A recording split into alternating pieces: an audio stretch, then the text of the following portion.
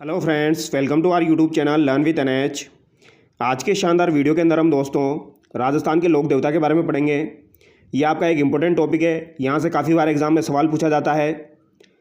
लोक देवता वाला जो टॉपिक है ये हर एग्ज़ाम की दृष्टि से इम्पोर्टेंट है। चाहे आप पटवार एग्ज़ाम की तैयारी कर रहे हो या फिर आप आरएस एग्ज़ाम, रीट एग्ज़ाम की तैयारी कर रहे हो, इन सभी एग्ज़ाम्स की दृष्टि से लोक देवता वाला जो टॉपिक है ये आपका काफ़ी बार एग्ज़ाम में पूछा जाता है। तो जो भी विद्यार्थी इन एग्ज़ाम्स की तैयारी कर रहे हैं, अपकमिंग एग्ज़ाम्स की तैयारी कर रहे हैं, वह इन वीडियोस को ज़रूर देखिए। यहाँ से आपका एकदम शानदार तरीके से रिवीजन भी हो जाएगा और काफ़ी सारी चीज़ें आपको नई देखने को भी मिलेगी और हाथों हाथ याद भी हो जाएगी। एकदम शानदार कंटेंट के साथ हम पढ़ने वाले हैं। तो चलिए दोस्तों, बिना देरी के शुरू करते हैं। आज हम राजस्थान के लोक देवता के बारे में पढ़ेंगे, जिसमें सबसे पहले हम देखेंगे दोस्तों पंचपीर के बारे में। राजस्थान के जो लोक देवता है उनमें 5 पीर आपके ऐसे हैं दोस्तों जो कि पंचपीरों के अंतर्गत आते हैं। कौन कौन से हो जाएंगे वो आपके, इसे हम ऐसे याद रखते हैं। फाबू हड़बू रामदेव मांगलिया मेहा, पाँचों पीर पधारजो गोगाजी जेहाँ। तो ये सेंटेंस आपको ध्यान रखना है दोस्तों। फाबू हड़बू रामदेव मांगलिया मेहा, पाँचों पीर पधारजो गोगाजी जेहाँ। तो यहाँ पर फाबू से क्या हो जाएगा, फाबू जी हो जाएगा। हड़बू से हड़बू जी हो जाएगा। रामदेव से रामदेव जी हो जाएगा। और मांगलिया मेहा से आपका मेहाजी मांगलिया हो जाएगा। और इसके अलावा गोगाजी से आपका क्या हो जाएगा, गोगाजी हो जाएगा। तो ये 5 पीर आपके ऐसे हैं जो कि पंचपीरों में शामिल है। ठीक है, ये आपको ध्यान रखना है, इंपॉर्टेंट है। ये एग्जाम में पूछा जाता है। सवाल एग्जाम में इस तरीके से पूछा जाता है, इनमें से कौन आपके पंचपीरों में शामिल नहीं है। और एक नाम कोई दूसरा दे दिया जाता है, जैसे कि तेजाजी नाम दे दिया जाता है, तो तेजाजी आपके पंचपीरों में नहीं आते हैं। देवनारायण जी जो है ये भी आपके पंचपीरों में नहीं आते हैं। तो इस तरीके से अदर नाम दे दिया जाता है और एग्जाम में सवाल पूछा जाता है। तो ये बात आपको ध्यान रखनी है। राजस्थान के 5 लोक देवता जिनकी पूजा हिंदू मुसलमान दोनों करते हैं पंचपीर कहलाते हैं। फाबू जी, हड़बू जी, रामदेव जी, मेहा जी और गोगा जी। ये बात आपको ध्यान रखनी है। अब आगे देखिए दोस्तों, सबसे पहले हम फाबू जी राठौड़ के बारे में पढ़ेंगे। तो फाबू जी के बारे में हम पढ़ने वाले हैं। ये आप देख सकते हो, ये फाबू जी है और ये इनकी घोड़ी हो जाएगी दोस्तों केसर कालमी। ये आपको ध्यान रखना है। अब इनका जन्म कहाँ पर हुआ था, तो फाबू जी का जन्म कोलूमंड जोधपुर में हुआ था दोस्तों, और ये 1239 ईस्वी में हुआ था। वर्तमान में फलौदी में हो जाएगा। तो कोलूमंड जोधपुर 1239 ईस्वी में फाबू जी का जन्म हुआ था। इनके पिता का नाम क्या हो जाएगा, तो इनके पिता का नाम धांधल जी राठौड़ हो जाएगा। क्या हो जाएगा दोस्तों, धांधल जी राठौड़ हो जाएगा। तो ये नाम एग्जाम में पूछे जाते हैं, ये आपको ध्यान रखना है। अभी जो आपका पशु परिचर का एग्जाम हुआ था दोस्तों, उसमें भी गोगा जी के पिताजी का नाम पूछा गया था। तो ये सवाल एग्जाम में पूछे जाते हैं, ये आपको ध्यान रखने हैं। ठीक है, तो धांधल जी राठौड़ जो है वो फाबू जी के पिता हो जाएंगे। और धांधल जी मारवाड़ के शासक थे, राव आस्थान के पुत्र थे, वो राव सिया के वंशज थे। तो ये भी आपको ध्यान रखना है दोस्तों। धांधल जी मारवाड़ शासक, राव आस्थान के पुत्र थे, ये बात आपको ध्यान रखनी है। यानी राव आस्थान जो है दोस्तों ये आपके फाबू जी के क्या हो जाएंगे, दादाजी हो जाएंगे। ये आपको ध्यान रखना है। और ये राव सिया के वंशज हो जाएंगे।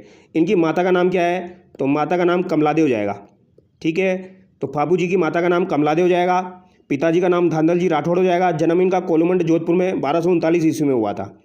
और इनकी पत्नी का नाम क्या है, फूलमदे या सुप्यारदे। ये आपको ध्यान रखना है। फूलमदे या सुप्यारदे इनकी पत्नी का नाम हो जाएगा। अमरकोट के सूरजमल सोडा की ये पुत्री थी। तो ये बात भी आपको ध्यान रखनी है। और इनकी घोड़ी का नाम क्या हो जाएगा, केसर कालमी हो जाएगा। वेरी वेरी इंपॉर्टेंट है, ये एग्जाम में पूछी जाती है। तो केसर कालमी घोड़ी किनकी हो जाएगी, ये आपकी फाबू जी की हो जाएगी। देवल चारणी की घोड़ी थी ये।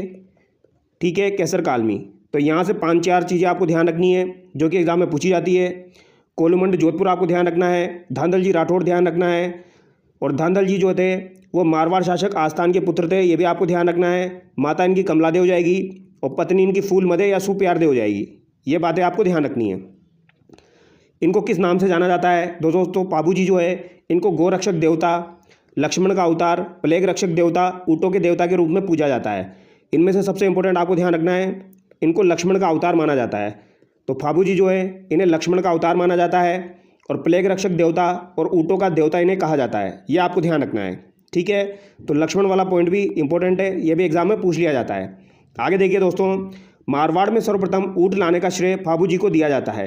तो ये सवाल आपका अभी दोस्तों पशु परिचर के एग्जाम में पूछा गया था। मारवाड़ में सर्वप्रथम ऊँट लाने का श्रेय किसको दिया जाता है, तो ये आपके फाबू जी को दिया जाता है।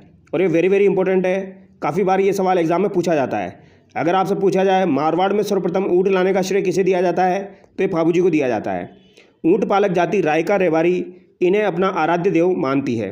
तो रायका रेवारी इन्हें अपना आराध्य देव मानती है, ये बात भी आपको ध्यान रखनी है। ठीक है, तो रेवारी जाति के लोग जो है यानी रायका जाति के लोग जो है वो इनकी पूजा करते हैं और इनको अपना आराध्य देवता मानते हैं। और रेवारी जाति के जो लोग होते हैं ये ऊँट पालक जाति है, ये भी आपको ध्यान रखना है। गुजरात शासक आना बघेला से विद्रोह करके 7 थोरी भाइयों चांदा देवा खापू पेमा को फाबूजी ने शरण दी। तो ये बात भी आपको ध्यान रखनी है। गुजरात शासक आना बघेला से विद्रोह करके 7 थोरी भाइयों की इन्होंने रक्षा की थी, ये आपको ध्यान रखना है। आना बघेला से इन्होंने विद्रोह किया था और 7 थोरी भाइयों को फाबूजी ने शरण प्रदान की थी, ये आपको ध्यान रखना है। ठीक है, तो किसने शरण प्रदान की? फाबूजी ने शरण प्रदान की थी चांदा देवा खापू पेमा, ये आपको ध्यान रखना है। ठीक है, फाबूजी का बहनोई जिंदराव खिंची जायल नागौर देवल चारने की गाय चुरा कर ले गया, ये इंपॉर्टेंट पॉइंट है, ये आपको ध्यान रखना है। फाबूजी का बहनोई था दोस्तों जिसका नाम क्या था? जिंदराव खिंची। तो जिंदराव खिंची जायल नागौर से संबंधित है। इसने क्या किया? देवल चारने की जो गाय थी दोस्तों, देवल चारने की जो गाय थी वो ये चुरा के ले गया। ठीक है, तो फाबूजी ने उसको बचाने का ट्राई किया। तो देचू गांव फलोदी में युद्ध करते हुए वीर गति को प्राप्त हुए, यही फाबूजी महाराज की समाधि है। तो देचू गांव फलोदी जो है दोस्तों, वहाँ पर ये युद्ध करते हुए वीर गति को प्राप्त हो गए गायों की रक्षा करते हुए, और यहीं फाबूजी महाराज की समाधि बनी हुई है। तो यहाँ पर समाधि कहाँ पर हुई है? देचू गांव फलोदी में फाबूजी की समाधि बनी हुई है, ये बात आपको ध्यान रखनी है। फाबूजी के सहयोगी एग्जाम में पूछे जाते हैं, चांदा डेमा हरमल रेबारी, ये किसके सहयोगी हो जाएंगे? तो ये आपके फाबूजी के सहयोगी हो जाएंगे। ये सवाल अभी आपका आरपीएससी के एग्ज़ाम 2024 में पूछा गया था, ये आपको ध्यान रखना है। ठीक है, चांदा डेमा किसके सहयोगी हो जाएंगे दोस्तों? फाबूजी के सहयोगी हो जाएंगे। सिंपल सा सवाल एग्जाम में पूछा जाता है, ये बातें आपको ध्यान रखनी है। ठीक है, आगे देखिए, फाबूजी ने विवाह के समय 3.5 फेरे लिए थे। तो दोस्तों फाबूजी ने विवाह के समय कितने फेरे लिए थे, ये भी एग्जाम में पूछा जाता है। तो 3 से 1/2, ये आपको ध्यान रखना है, यानी 3.5 फेरे इन्होंने लिए थे। ठीक है, कितने फेरे लिए थे? 3.5 फेरे लिए थे, ये आपको ध्यान रखना है। तो ये सवाल भी एग्जाम में पूछा जाता है कि इन्होंने फेरे लेते समय गायों की रक्षा की थी, तो ये आपके कौन हो जाएंगे? फाबूजी हो जाएंगे। ठीक है, इन्होंने 3.5 फेरे लिए थे। आगे देखिए, इनका मंदिर जो है वो कोलुमंड फलोदी में, जहाँ केसर काल में घोड़ी पर फाबूजी की बाईं ओर झुकी पाक की प्रतिमा व हाथ में भाला है। तो इनका मंदिर कहाँ पर हो जाएगा? कोलुमंड फलोदी में हो जाएगा, ये आपको ध्यान रखना है। ठीक है, कहाँ पर हो जाएगा? कोलुमंड में हो जाएगा। और जहाँ पर केसर काल में जो है घोड़ी फाबूजी की बाईं ओर झुकी पाक की प्रतिमा व हाथ में भाला है, बाईं ओर मतलब लेफ्ट साइड में, ये आपको ध्यान रखना है। तो बाईं ओर झुकी पाक की प्रतिमा व हाथ में भाला किसके हो जाएगा? तो ये फाबूजी के हो जाएगा। ठीक है, ये बात आपको ध्यान रखनी है, ये एग्जाम में पूछा जाता है। यहाँ चैत्र अमावस्या को मेला लगता है। अन्य मंदिर इनका आहड़ उदयपुर में हो जाएगा। आगे देखिए, मेहर जाति के मुसलमान फाबूजी को पीर मानकर पूजते हैं। तो ये बात भी आपको ध्यान रखनी है। मेहर जाति जो है दोस्तों, इसके मुसलमान जो है ये फाबूजी को पीर मानकर पूजते हैं, तो ये बात भी आपको ध्यान रखनी है। फाबूजी के गाथा गीत, फाबूजी के फवाड़े वीर गाथा माट वाद्य यंत्र के साथ नायक व रेबारी जाति द्वारा गाए जाते हैं।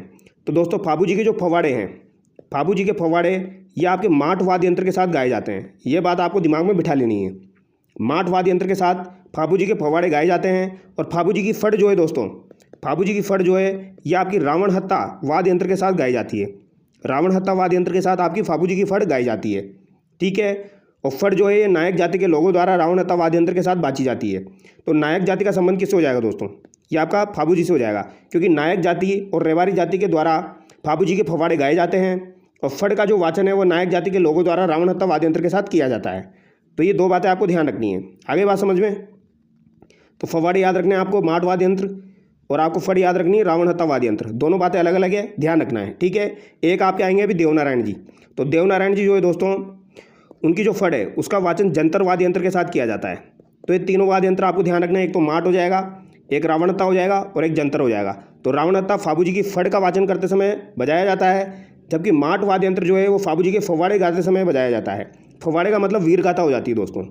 और देवनारायण जी की जो फट है वो जंतर वाद्य यंत्र के साथ गाई जाती है।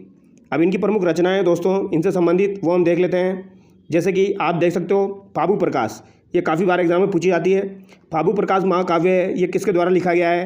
तो ये आपका आसिया मोड़ जी के द्वारा लिखा गया है। किसके द्वारा लिखा गया है? आसिया मोड़ जी के द्वारा लिखा गया है। और अगर आपसे पूछा जाए फाबूजी की बात किसके द्वारा लिखी गई है, तो ये आपकी लक्ष्मी कुमारी चुंडावत के द्वारा लिखी गई है। ये 2 तो आपकी बिल्कुल इंपॉर्टेंट है, ये 2 तो आपको बिल्कुल अच्छे से ध्यान रखनी है। ठीक है, इसके अलावा बाकी चारों भी मैं आपको याद करवाता हूँ। फाबू प्रकाश किसकी हो जाएगी? आसिया मोड़ जी की हो जाएगी। फाबूजी की बात आपकी लक्ष्मी कुमारी चुंडावत जी की हो जाएगी, ये आपको ध्यान रखना है। ठीक है, याद रह जाएगा दोस्तों। फाबू प्रकाश जो है ये आसिया मोड़ जी के द्वारा लिखी गई है, और फाबूजी की बात जो है ये लक्ष्मी कुमारी चुंडावत जी के द्वारा लिखी गई है, ये आपको ध्यान रखना है। ठीक है, अब यहाँ पर इंपॉर्टेंट बात क्या है? फाबूजीरा छंद अगर आपसे पूछा जाए तो ये बिट्टू मेहाजी के द्वारा लिखा गया है, ये आपको ध्यान रखना है। इसको कैसे याद रखोगे दोस्तों, इसको याद रखिए आप बिट्टू छः यानी छंद जो है वो बिट्टू मेहाजी के द्वारा लिखा गया है। फाबूजीरा सोटा जो है वो रामनाथ कव्या के द्वारा लिखा गया है, तो इसे ऐसे याद रखिए रामसो। इसको रामसो से याद करिए आप दोस्तों। कैसे याद करोगे, रामसो से याद करिए। तो रामनाथ कव्या के द्वारा आपका सोटा लिखा गया है, ये आपको ध्यान रखना है। तो फाबूजीरा सोटा रामनाथ कव्या के द्वारा लिखा गया है। फाबूजीरा दोहा जो है ये लगराज के द्वारा लिखा गया है, तो ये बात भी आपको ध्यान रखनी है। और फाबूजी के गीत जो है वो बांकीदास के द्वारा लिखे गए हैं। तो फाबूजी के जो गीत है वो बांकीदास के द्वारा लिखे गए हैं और दोहा जो है वो लगराज के द्वारा लिखा गया है, ये बातें भी आपको ध्यान रखनी है। अब आगे देखिए दोस्तों, आगे हम देखेंगे रामदेव जी के बारे में।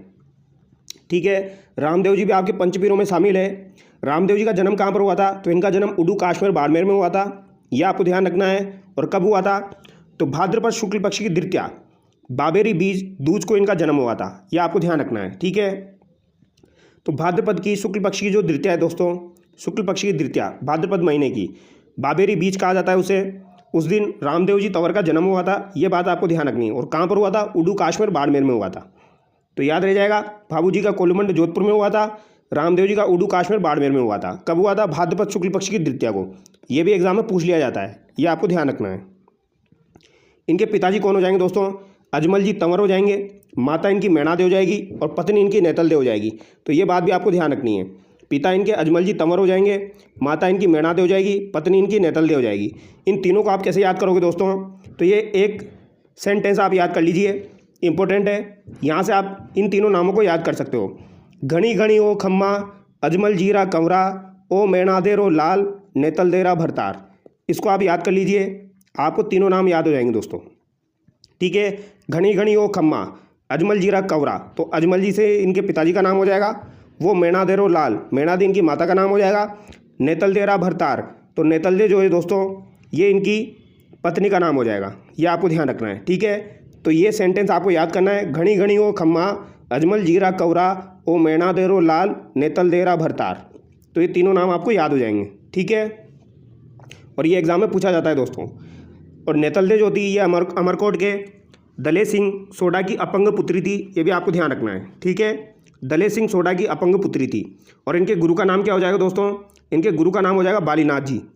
रामदेव जी के गुरु का नाम क्या हो जाएगा, बालीनाथ जी हो जाएगा। इंपॉर्टेंट है, तो ये भी आपको ध्यान रखना है। तो बालीनाथ जी किनके गुरु हो जाएंगे दोस्तों, बताइए। ये आपके रामदेव जी के गुरु हो जाएंगे, जिनकी समाधि आपकी मसूरिया पहाड़ी जोधपुर में बनी हुई है। तो ये भी कभी एग्जाम में पूछ लिया जाए तो ध्यान रखना है, मसूरिया पहाड़ी जोधपुर में बालीनाथ जी की समाधि बनी हुई है। और इनका घोड़ा कौन सा हो जाएगा दोस्तों, लीला घोड़ा हो जाएगा। कौन सा हो जाएगा आपका, लीला घोड़ा हो जाएगा। ये बात भी आपको ध्यान रखनी है। ठीक है, आगे बढ़ते हैं दोस्तों। रामदेव जी के बड़े भाई जिनका नाम क्या है, बीरमदेव। तो रामदेव जी के बड़े भाई ये दोस्तों जिनका नाम है बीरमदेव। तो बीरमदेव जो है उनको बलराम का अवतार कहा जाता है, ये बात आपको ध्यान रखनी है। बीरमदेव जो है दोस्तों इन्हें बलराम का अवतार कहा जाता है और रामदेव जी को कृष्ण का अवतार माना जाता है।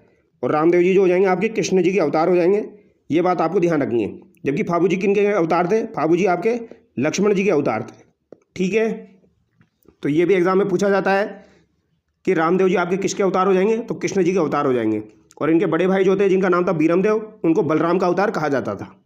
इनके कुछ उपनाम है वो भी आपको ध्यान रखने हैं, जैसे कि आपके हो जाएंगे रोने चारो धनी, पीरों के पीर, राम सा पीर, मुसलमान कहते थे, ये आपको ध्यान रखना है। ठीक है, इन्हें रोने चारो धनी भी कहा जाता है, पीरों का पीर इन्हें कहा जाता है दोस्तों। क्या कहा जाता है, पीरों का पीर जो है वो किन्हें कहा जाता है, रामदेव जी को कहा जाता है।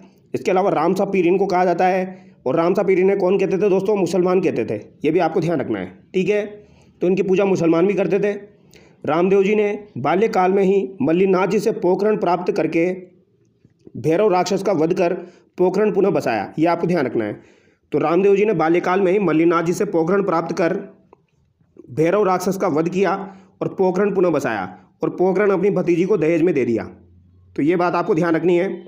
भैरव राक्षस का वध किसके द्वारा किया गया था, तो ये अगर आपसे एग्जाम में पूछा जाए तो ये आपका रामदेव जी के द्वारा किया गया था।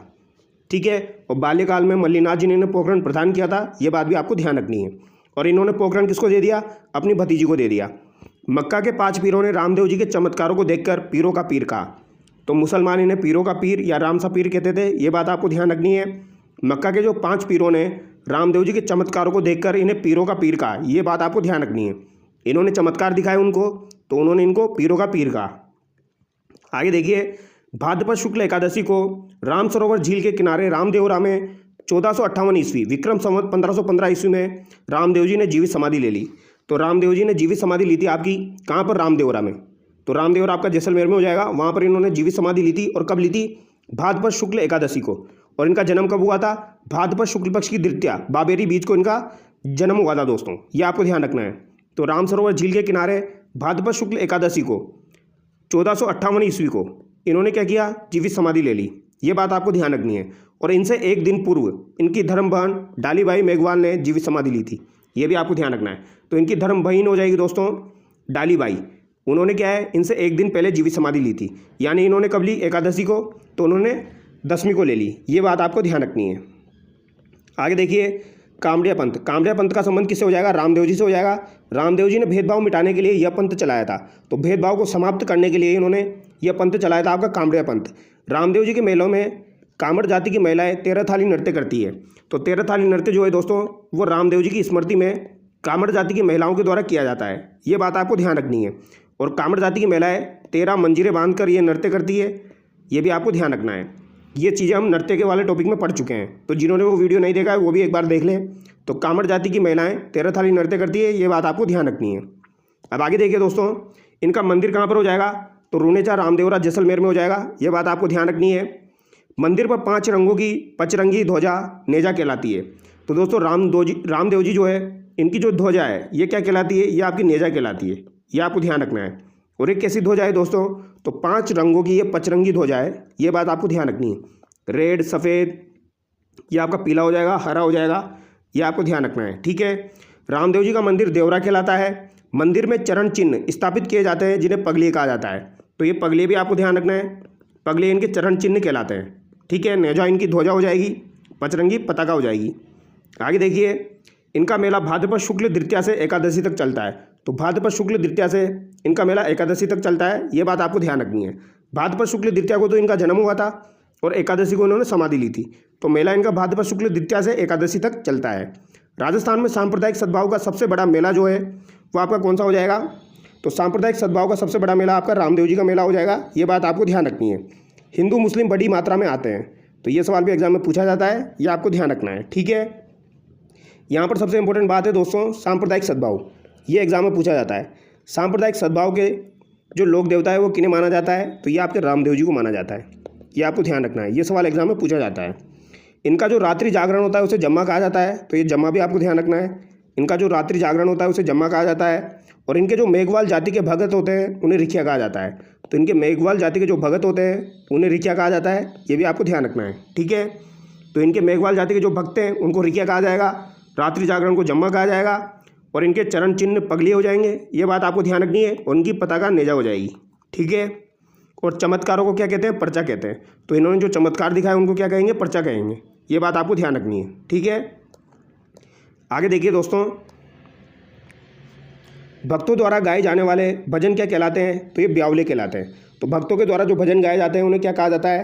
तो उन्हें ब्यावले कहा जाता है। तो ये भी आपको ध्यान रखना है, ब्यावले एग्जाम में पूछा जाए तो कंफ्यूज नहीं होना है। ब्यावले किससे संबंधित है? रामदेव जी से संबंधित है, क्योंकि भक्तों द्वारा जो भजन गाए जाते हैं उन्हें ब्यावले कहा जाता है। भक्तों द्वारा कपड़े मिट्टी के घोड़े समर्पित किए जाते हैं। रामदेव जी की फड़ का वाचन कामड़िया भोपों द्वारा रावण हत्ता वाद्य यंत्र के साथ किया जाता है। तो कामड़िया भोपों के द्वारा इनकी फड़ का वाचन रावण हत्ता वाद्य यंत्र के साथ किया जाता है। रामदेव जी ने परावर्तन अभियान चलाया हिंदू धर्म के शुद्धिकरण के लिए। तो ये इंपॉर्टेंट पॉइंट है, ये आपको ध्यान रखना है, ये पूछा जा सकता है दोस्तों।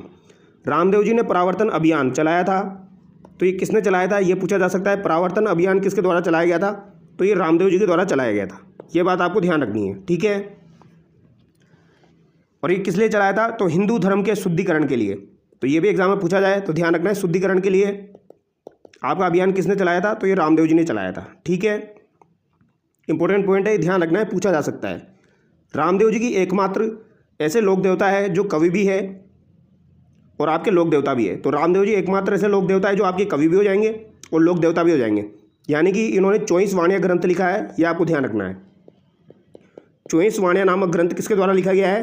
तो ये आपका रामदेव जी के द्वारा लिखा गया है। तो 24 वाणिया जो ग्रंथ है वो किसके द्वारा लिखा गया है? रामदेव जी के द्वारा लिखा गया है। और ये काफ़ी बार एग्जाम में पूछा जा चुका है दोस्तों, ये आपको ध्यान रखना है, ठीक है। 24 वाणिया किसके द्वारा लिखा गया है?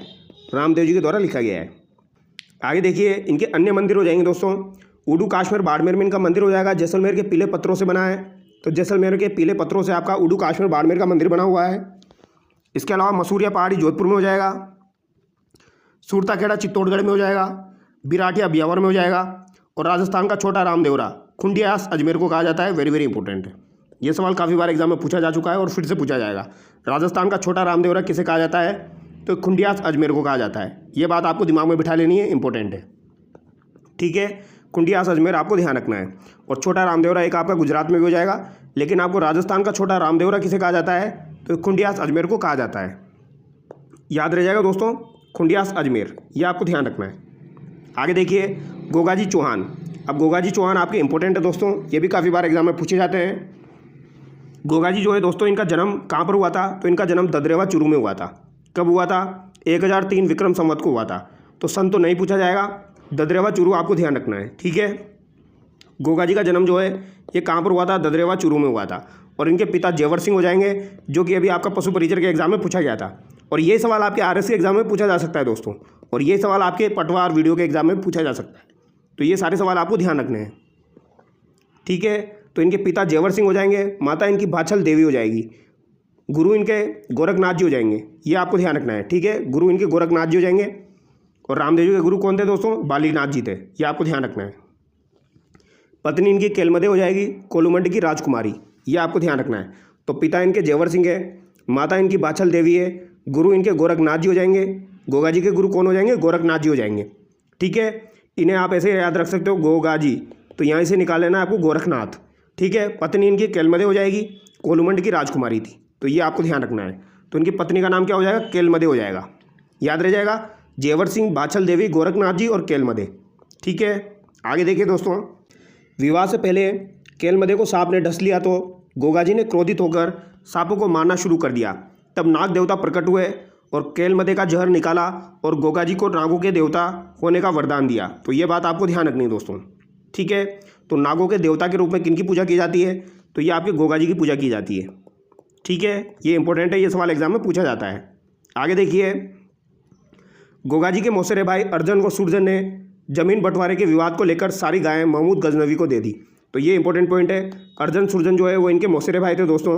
इन्होंने क्या किया? जमीन बंटवारे के विवाद को लेकर सारी गायें जो थी वो महमूद गजनवी को दे दी। अब गायों की रक्षा के लिए गोगा जी ने महमूद गजनवी से युद्ध किया और वीर गति को प्राप्त हो गए। तो महमूद गजनवी से युद्ध किसने किया था? तो ये गोगा जी ने किया था। तो सवाल पूछा जाता है, गोगा जी किसके समकालीन थे? तो ये आपके महमूद गजनवी के समकालीन थे, ये बात आपको ध्यान रखनी है, ठीक है। महमूद गजनवी ने गोगा जी को जहार पीर साक्षात देवता कहा था। तो ये बात आपको ध्यान रखनी है। महमूद गजनवी ने गोगा जी को जहार पीर साक्षात देवता कहा था, ये बात आपको ध्यान रखनी है। तो जहार पीर की उपाधि जो है वो गोगा जी को किसने प्रदान की थी? ये महमूद गजनवी ने प्रदान की थी, ये बात आपको ध्यान रखनी है। और इनके मौसेरे भाई कौन हो जाएंगे? अर्जन और सुरजन हो जाएंगे, ठीक है। और पिता इनके जेवर सिंह हो जाएंगे।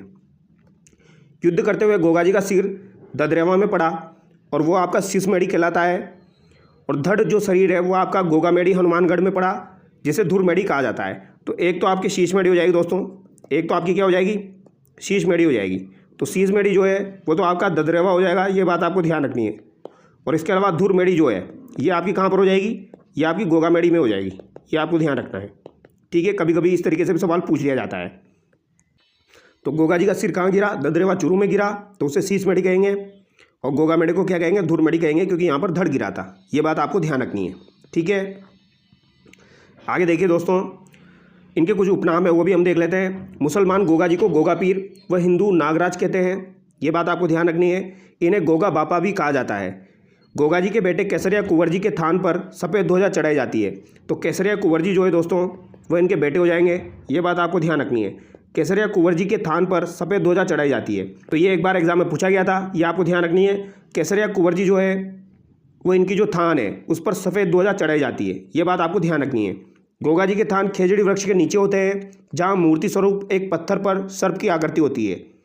तो ये बात आपको ध्यान रखनी है। गोगा जी की जो थान है दोस्तों वो आपकी खेजड़ी वृक्ष के नीचे बनाई जाती है, ये बात आपको ध्यान रखनी है, ठीक है। गोगा जी की थान खेजड़ी वृक्ष के नीचे बनाई जाती है, इसलिए कहा जाता है गांव गांव खेजड़ी गांव गांव गोगो। गांव गांव खेजड़ी और गांव गांव गोगो, ये आपको ध्यान रखना है, ठीक है। गोगा जी की ओलड़ी जो है ये आपकी कहाँ पर हो जाएगी, सांचौर में हो जाएगी, जिसे झोपड़ी कहा जाता है। तो गोगा जी की ओलड़ी कहाँ पर हो जाएगी, सांचौर जालौर में हो जाएगी। ये आपको ध्यान रखना है, ठीक है। मेला इनका भाद्रपद कृष्ण पक्ष की नवमी को लगता है, जिसे गोगा नवमी कहते हैं। तो सवाल एग्जाम में पूछा जाएगा गोगा नवमी कब मनाई जाती है आपकी, तो ये आपकी भाद्रपद कृष्ण पक्ष की नवमी को मनाई जाती है। ये आपको ध्यान रखना है। इनकी घोड़ी का नाम क्या हो जाएगा, नीली घोड़ी हो जाएगा। तो इनकी घोड़ी का नाम क्या हो जाएगा, नीली घोड़ी हो जाएगा। ये आपको ध्यान रखना है। किनकी घोड़ी है ये, गोगा जी की घोड़ी है। और गोगा जी के घोड़े का नाम क्या हो जाएगा, जवाड़िया हो जाएगा। ये अभी आपका आरपीएससी के एग्जाम में पूछा गया था 2024 वाले में। ये आपको ध्यान रखना है, ठीक है। तो जवाड़िया जो है वो आपका गोगा जी का घोड़ा हो जाएगा। ये बात आपको ध्यान रखनी है, ठीक है। इसके अलावा देखिए, किसान हल जोतने से पूर्व गोगा जी के नाम की राखी गोगा राखड़ी 9 गांठ हल और हाली कर्षक दोनों को बांधता है। गोगा जी का रसावला ग्रंथ बिट्टू मैया ने लिखा था। तो ये दोनों बातें भी आपको ध्यान रखनी है। किसान हल जोतने से पूर्व गोगा जी के नाम की राखी बांधता है, जिसे गोगा राखड़ी कहते हैं। और कितनी गांठें बांधी जाती है दोस्तों, 9 गांठ बांधी जाती है। तो ये सवाल भी आपसे एग्जाम में पूछा जा सकता है, कितनी गांठें बांधी जाती है, 9 गांठें बांधी जाती है, ठीक है। और गोगा जी का रसावला ग्रंथ किसने लिखा था, तो बिट्टू मैया ने लिखा था। ये आपको ध्यान रखना है, ठीक है। तो गोगा जी का रसावला ग्रंथ किसने लिखा, बिट्टू मैया ने लिखा। आगे देखिए, हड़बुजी सांकला। हड़बुजी सांकला जो है ये भी आपके 5 पीरों में शामिल है दोस्तों। ये रामदेव जी के मौसेरे भाई थे। इनका जन्म कहाँ पर हुआ था, तो बुंडेल नागौर में हुआ था। इनका जन्म कहाँ पर हुआ, बुंडेल नागौर में हुआ था। इंपॉर्टेंट है, ये बात आपको ध्यान रखनी है। पिता इनके मेहाजी सांकला हो जाएंगे और गुरु इनके बालीनाथ जी हो जाएंगे। और रामदेव जी के गुरु भी कौन हो जाएंगे, आपके बालीनाथ जी हो जाएंगे, ठीक है। पिता इनके मेहाजी सांकला है। हड़बू जी के आशीर्वाद से राव जोधा ने पुनः मंडोर पर अधिकार कर लिया। तो हड़बू जी ने राव जोधा को आशीर्वाद दिया था और उसे मंडोर की प्राप्ति हुई। तो फिर उन्होंने क्या किया, बेंगटी गांव फलोदी हड़बू जी को प्रदान किया था। ये बात आपको ध्यान रखनी है, ठीक है। तो राव जोधा जो है दोस्तों, इन्होंने मंडोर पर अधिकार किया था हड़बू जी के आशीर्वाद से। फिर राव जोधा ने प्रसन्न होकर हड़बू जी को बेंगटी गांव फलोदी दिया था। ये बात आपको ध्यान रखनी है। हड़बू जी ने राव जोधा को क्या भेंट करी थी, कटार भेंट करी थी, ठीक है। और उपनाम क्या हो जाएगा इनका, तो शकुन शास्त्र के ज्ञाता किसे कहा जाता है, तो आपके शकुन शास्त्र के ज्ञाता किन्हें माना जाता है, तो ये आपके हड़बू जी को माना जाता है। और ये सवाल एग्जाम में पूछा जाता है। इनका वाहन क्या हो जाएगा दोस्तों, तो इनका वाहन जो है वो सियार हो जाएगा। क्या हो जाएगा दोस्तों, इनका वाहन सियार हो जाएगा। ये भी आपको ध्यान रखना है। हड़बू जी का वाहन क्या हो जाएगा दोस्तों, सियार हो जाएगा। ये आपसे एग्जाम में पूछा जाएगा, तो ये बात आपको ध्यान रखनी है, ठीक है। तो हड़बू जी की बैलगाड़ी भी इसे कहा जाता है। तो सियार जो है इसे हड़बू जी की बैलगाड़ी भी कहा जाता है। बेंगटी गांव मंदिर में हड़बू जी की गाड़ी की पूजा करते हैं। तो बेंगटी गांव मंदिर जो है दोस्तों, वहाँ पर हड़बू जी की बैलगाड़ी की पूजा की जाती है। ये आप देख सकते हो, ठीक है। तो हड़बू जी से रिलेटेड यही इंपॉर्टेंट बातें हैं जो कि आपको ध्यान रखनी है। आगे देखिए दोस्तों, मेहाजी मांगलिया। तो मेहाजी मांगलिया जो है ये भी आपके पंचपीरों में शामिल है। ये मारवाड़ शासक राव चुंडा के समकालीन थे। तो ये सवाल एग्जाम में पूछा जाए तो गलत नहीं करना है। राव चुंडा के समकालीन आपके कौन हो जाएंगे, मेहाजी मांगलिया हो जाएंगे। ये आपको ध्यान रखना है। इनका जन्म कहाँ पर हुआ था, तो तापू गांव जोधपुर ग्रामीण में इनका जन्म हुआ था। तो इनका जन्म कहाँ पर हुआ, तापू गांव में हुआ। ये बात आपको ध्यान रखनी है, ठीक है। इनका जन्म कहाँ पर हुआ, तापू गांव में हुआ। में भाद्रपद कृष्ण अष्टमी को, मेहाजी की अष्टमी को हुआ था। ये आपको ध्यान रखना है। तो इनका जन्म कब हुआ, भाद्रपद कृष्ण पक्ष की अष्टमी को हुआ था, ठीक है। मेहाजी की अष्टमी इसे कहा जाता है। ये बात आपको ध्यान रखनी है। और एक और है आपके जिनका जन्म भाद्रपद कृष्ण पक्ष अष्टमी को हुआ था। कौन थे वो आपके दोस्तों, वो आपके जाम्बोजी हो जाएंगे। जाम्बोजी का जन्म जो था वो भी आपका भाद्रपद कृष्ण पक्ष की अष्टमी को हुआ था। ये बात भी आपको ध्यान रखनी है, ठीक है। तो तापू गांव याद रह जाएगा। तापू गांव आपको ध्यान रखना है। मेहाजी मांगलिया का यहाँ पर जन्म हुआ था, ठीक है। और मेहाजी मांगलिया जो है दोस्तों, इनका प्रसिद्ध मंदिर कहाँ पर बना हुआ है, ये भी एग्जाम में पूछा जाता है। तो इनका प्रसिद्ध मंदिर जो है वो बापनी फलोदी में बना हुआ है। ये बात आपको ध्यान रखनी है। इनका प्रसिद्ध मंदिर कहाँ पर हो जाएगा, आपका बापनी फलोदी में हो जाएगा।